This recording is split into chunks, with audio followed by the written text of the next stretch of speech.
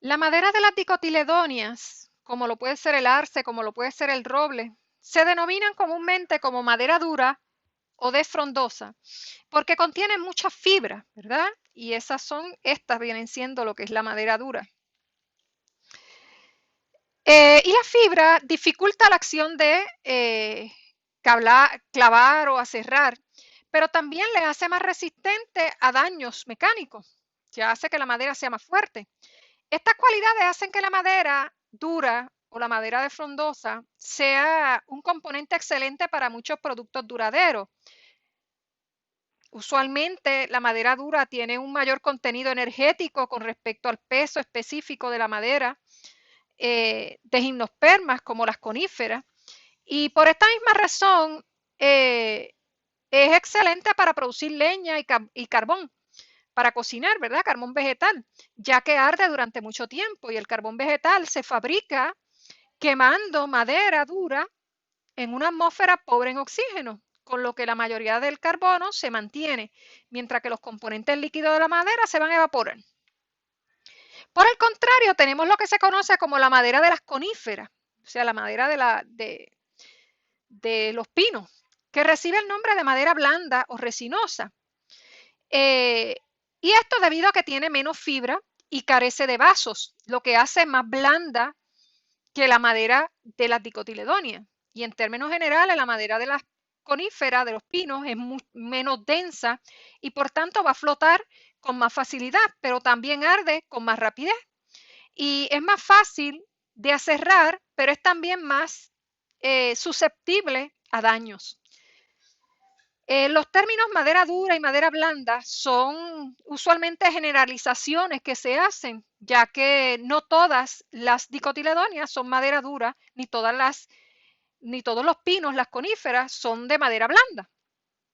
Por ejemplo, si miramos la madera de balsa, la madera de balsa es extremadamente blandita y ligera y básicamente procede de una dicotiledonia tropical específicamente, mientras que ciertas especies de pinos presentan una madera más dura que algunos árboles dicotiledóneos. Hay que tomar en consideración que la dureza de la madera depende de la densidad o la cantidad de materia por unidad de volumen, y una característica relacionada es la gravedad específica o la proporción entre el peso de la madera y el peso correspondiente al volumen equivalente, ¿verdad? Del, del agua a temperaturas ambientes. La durabilidad es el punto hasta el cual la madera es resistente a romperse y a la descomposición por la acción de hongos, bacterias o insectos. Y la madera duradera, como la del cedro y la de la falsa acacia negra, contiene ácido tánico, también conocido como tanino, que repele la mayoría de los organismos causantes de descomposición de la madera, que usualmente, ¿verdad? Sabemos que aquí en los países tropicales la polilla, principalmente, la polilla y el hongo. El veteado, ¿verdad? Que son el conjunto de todas las fibras, es la alineación general de las células conductoras del xilema, y en una madera de veteado recto, las células conductoras están alineadas paralelamente al eje longitudinal. En una madera de veteado cruzado, las células conductoras no son paralelas al eje a lo largo de la madera. Y en una madera veteada espiral, la disposición de las células conductoras forman gradualmente una espiral por el tronco en sentido ascendente y descendente.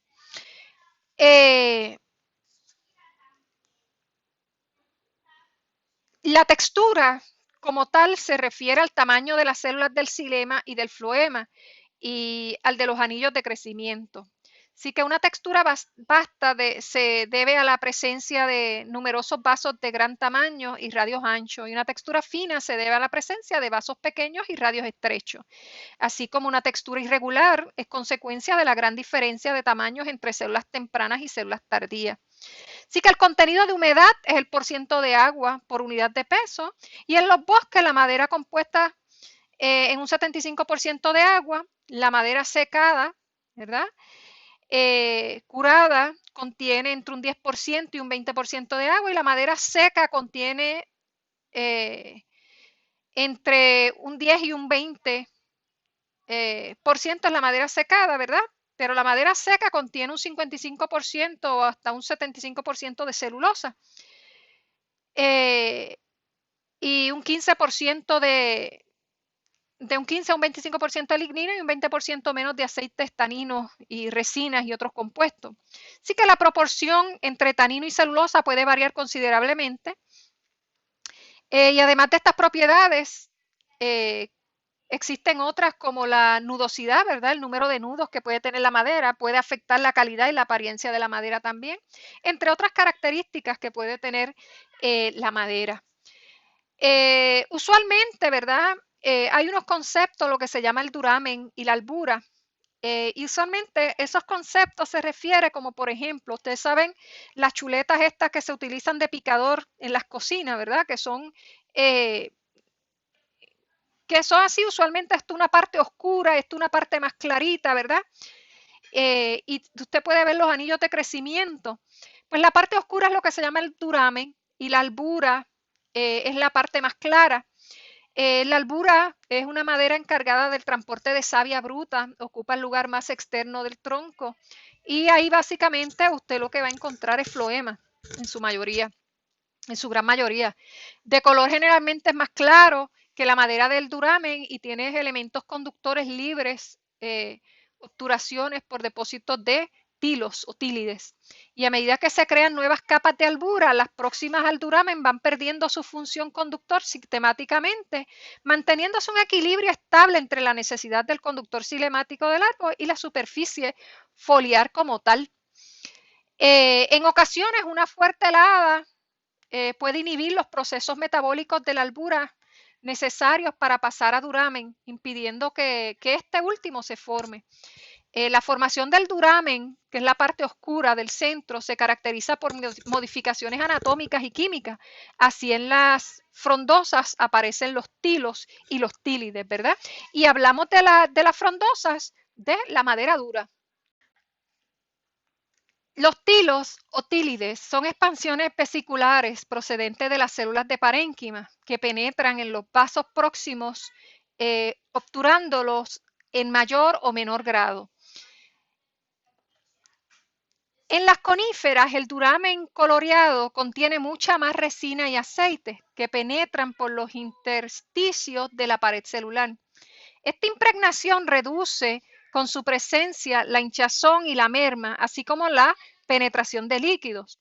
Y la duraminización protege a la madera contra los ataques de los hongos por el ataponamiento o por el taponamiento de las puntiaduras y impregnación de los tejidos con sustancias que tienen un cierto valor antiséptico. La madera de duramen no solo es más oscura en ocasiones, sino que también es más densa y resistente a los ataques de insectos, mientras que la zona exterior del tronco, es decir, la albura, es más clara, más porosa, blanda y en ocasiones menos valiosa, como ya se mencionó. Y aquí tenemos, ¿verdad?, lo que es la madera de un tallo de dicotiledonia, ¿verdad?, lo que es un árbol maderero de una dicotiledonia, donde básicamente, ¿verdad?, también tienen lo que es lo que es la albura, lo que es el duramen, que es la parte central más oscura, pero también tiene, ¿verdad?, lo que es la corteza que tienen ahí. Y, y tienen, ¿verdad?, lo que son los haces vasculares y tiene lo que es un cámbium de corcho, ¿verdad? El cámbium que mantiene unidos los haces vasculares en forma de anillo con una médula en el centro, como lo tienen ahí, muy parecido a lo que es el crecimiento primario, con la diferencia de que tiene una corteza ya, ¿verdad?, en vez de una epidermis, y de que presenta un crecimiento secundario, que es básicamente esto que ustedes ven acá, ¿verdad? Y esto que ustedes ven acá. Aquí podemos ver lo que es la madera de las coníferas, como ya hablamos, ¿verdad? Donde podemos ver el duramen coloreado, que viene siendo esta parte central, ¿verdad? Esto aquí es albura, que es la parte más clara. Y nuevamente como repaso, ¿verdad? Los anillos más antiguos del xilema no conductor forman el centro del tronco o de la raíz, que se denomina duramen. Como el duramen no transporta agua ni minerales, el árbol de gran tamaño puede sobrevivir aunque el centro del tronco esté vacío. Sin embargo, los anillos más externos o más claros se le conocen como albura. Siguen siendo anillos de xilema, son los que todavía transportan savia cilemática. ¿Okay? Y una característica bien típica de la madera de las gimnospermas son estas estructuras que ven aquí encerradas en rojo, ¿verdad? Que las tienen a lo largo de todo el tronco de la madera, que son los que se conocen como ductos de resina y son distintivos de la madera de gimnosperma cuando la comparamos con la madera de angiosperma. Y esos ductos, básicamente, la planta libera por ahí resinas y aceites que penetra por los intersticios de las paredes celulares, como ya le mencioné anteriormente, y básicamente es lo que hace que esa madera sea más resistente al ataque de herbívoros o de insectos, ¿verdad? Y la hace más fuerte, más duradera en realidad. Hablemos un poquito sobre las maderas de la dicotiledonia, ¿verdad? Lo que son la madera de verano, la madera de primavera. Si miramos nos enfocamos en lo que son los árboles de zonas templadas, el periodo activo comienza en la primavera, cuando hay agua disponible y la temperatura se incrementa y este periodo continúa hasta el verano. Resultado de dicha actividad es un anillo de crecimiento, ¿verdad? Y los anillos de crecimiento aquí los pueden ver aquí, ¿ok? Y ese anillo de crecimiento se caracteriza por tener células relativamente grandes y paredes delgadas que se conocen como madera de primavera. ¿Está bien? Y estas son las células grandes con paredes delgadas de las que están hablando. Ahora, al incrementarse la temperatura, o sea, aumentar las temperaturas, se alargan los días también, se reduce la actividad de agua disponible y se forman células de menor tamaño. ¿Okay? Son estas de aquí. Y esas células de menor tamaño tienen paredes gruesas y se le llaman esas células madera de verano o madera tardía. Produce un anillo cada año llamado anillo anual que se puede emplear como indicadores de la edad de los árboles, ¿verdad? Y los grandes vasos del xilema secundario de las angiospermas se pueden distinguir a simple vista y se dice que la madera que posee dichos vasos es una madera porosa, ¿verdad?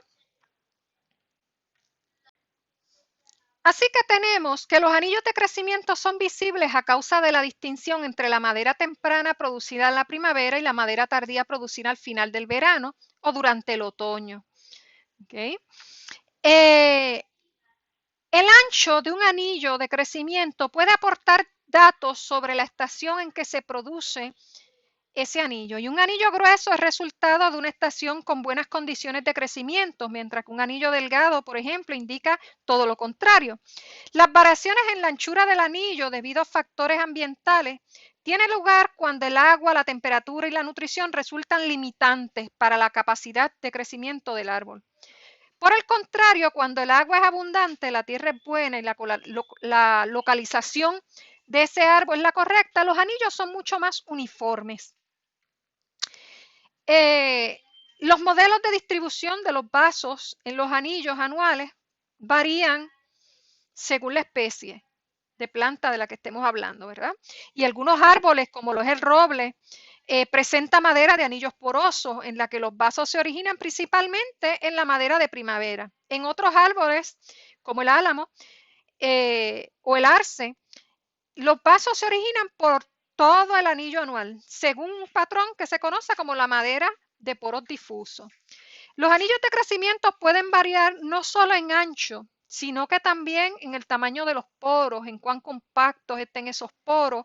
La madera, el anillo puede variar en coloración, en si es liso, si es áspero. O sea, todo eso son características que se toman en consideración, ¿verdad? A la hora de determinar qué en realidad está representando ese anillo, porque el anillo, como se mencionó, puede estar representando un año de crecimiento, pero puede estar representando más de un año de crecimiento también, o puede no tan siquiera, no puede estar representando ni siquiera un año.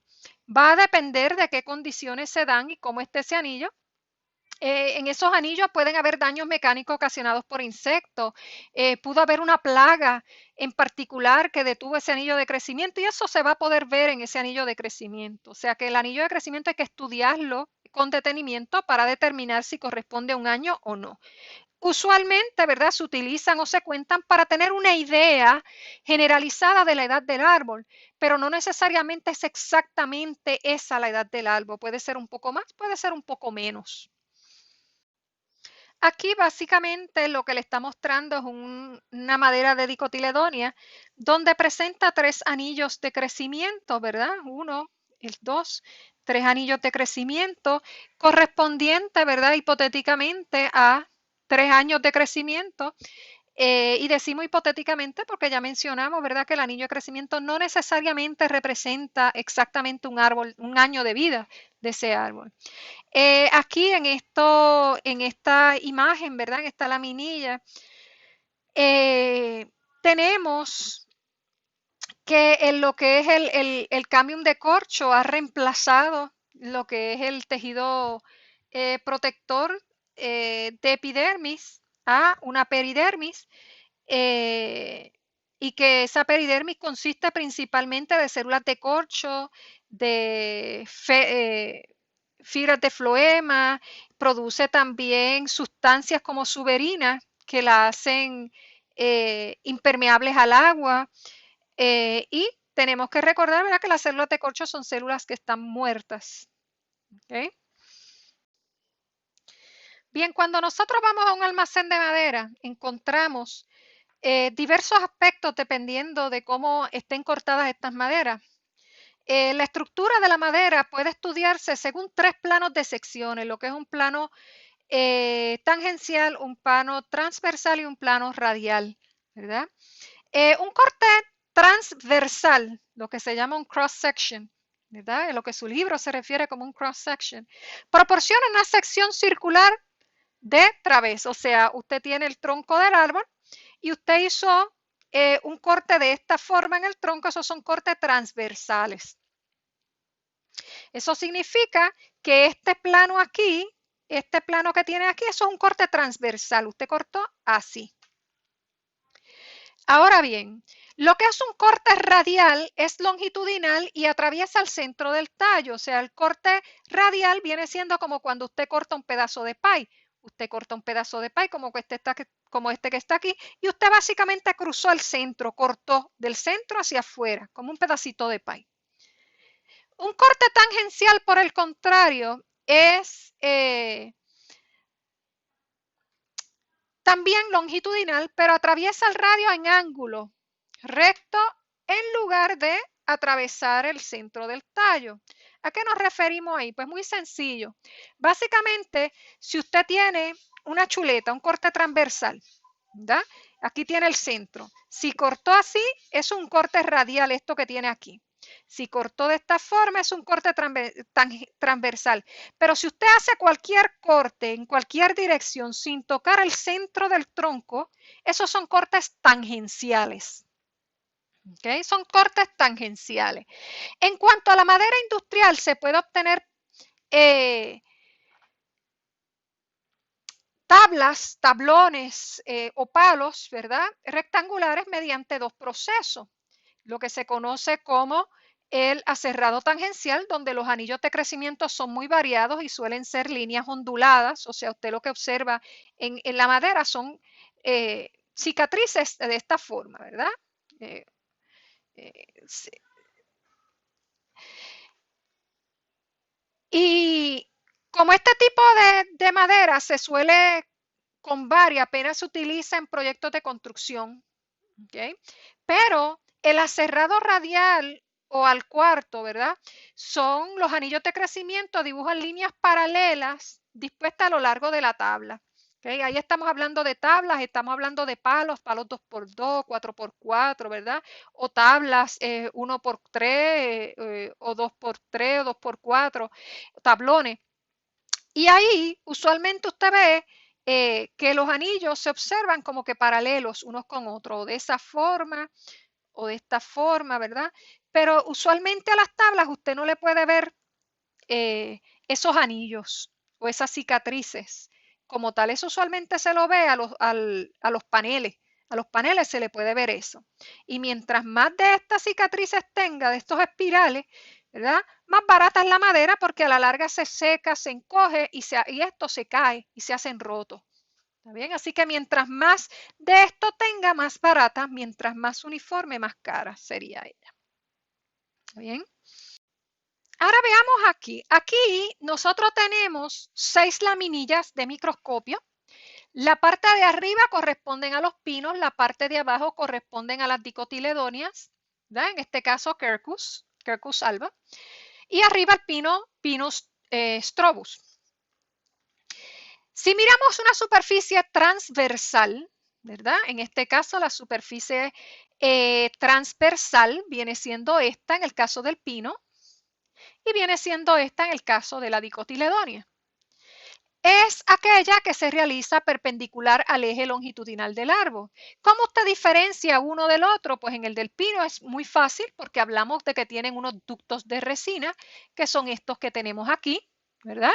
Mientras que aquí en la dicotiledonia no tiene los ductos de resina. Pero sí en esa de las en esas maderas de la dicotiledonia, ¿verdad? Sí se ven muchos poros comparado con la del pino, ¿verdad? La madera porosa se refiere a la madera de las especies latifolias de hoja ancha, que son las dicotiledonias, donde se caracteriza por la presencia de vasos para la conducción, como en este caso, ¿verdad?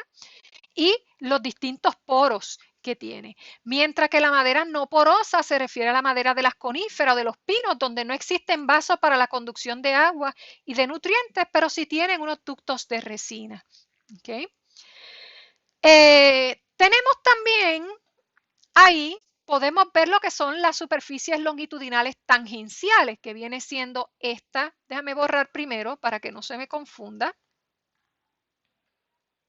O le cambiamos el color. Vamos a cambiar el color. La tangencial que viene siendo esta de acá, la azul, ¿verdad? Y la superficie longitudinal tangencial es aquella que se realiza tangente a la circunferencia que forma el tronco del árbol y no toca el centro del árbol. Y ahí nosotros podemos ver lo que son los rayos, los rays o los rayos del xilema, ¿verdad? Y lo podemos ver en ambas de ellas. ¿Okay? Y si miramos la superficie longitudinal radial, que viene siendo esta que está acá, vamos a cambiarle el color nuevamente para no confundirnos, viene siendo esta que está acá en verde. Eso es el corte radial. Aquí podemos ver en la dicotiledonia lo que se conocen como vesículas. ¿Está bien? Pero podemos ver, ¿verdad? Estas estructuras que se ve aquí, entre cuadriculados que se ven aquí, estos son los rayos del xilema. Y acá en el pino, pues es más fácil ver esos rayos, ¿verdad? Esos rayos del xilema que vienen siendo esta región entre cuadriculada que nosotros tenemos acá.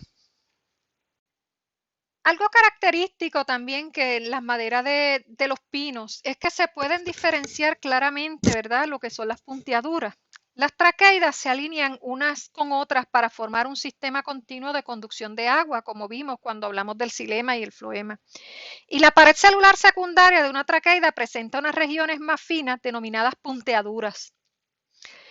En las que solo existe pared primaria y las punteaduras de las traqueidas adyacentes están normalmente alineadas, lo que permite que el agua y los minerales fluyan de una traqueida a otra que esté por encima, por debajo o al lado de la misma. Y en algunas plantas, las punteaduras están rodeadas por una protuberancia en la pared celular secundaria que refuerza la apertura y también la hace más estrecha, aminorando así el flujo. En las coníferas, algunas angiospermas primitivas, existe un área más gruesa en la mitad de la membrana de una punteadura que se denomina como el toro, ¿verdad? Y esas punteaduras son estas estructuras como que claras que se observan aquí, ¿ok? Y básicamente se observa como una región así con un ojito, ¿ok? Y ese ojito es lo que se le conoce como el toro. Y ese toro actúa como una válvula. Si la membrana se desplaza hacia un lado, el toro bloquea la apertura de la punteadura para aminorar el flujo. ¿Okay? Además de las traqueidas, el xilema de la mayoría de las plantas con flores y de algunas pocas gimnospermas contienen otras células conductoras de agua, llamadas elementos del vaso, que transportan agua y minerales de forma más rápida que las traqueidas, ¿verdad? Esas punteaduras areoladas que nosotros observamos ahí, con un toro en el centro, muchos vegetales poseen esas punteaduras areoladas en las cuales los engrosamientos de la pared celular secundaria hacen que la apertura se estreche. En las coníferas principalmente, ¿verdad? Las punteaduras areoladas presentan un área más gruesa, que es lo que nosotros le llamamos el toro, ¿está bien? Como el toro está en el centro, no se obstruye el flujo, pero tenemos alrededor de ese toro un área más clara que es lo que se conoce como el margo. Y el margo provee un pasaje mejor para transporte de agua y minerales de una traqueida a la otra traqueida adyacente. ¿Okay?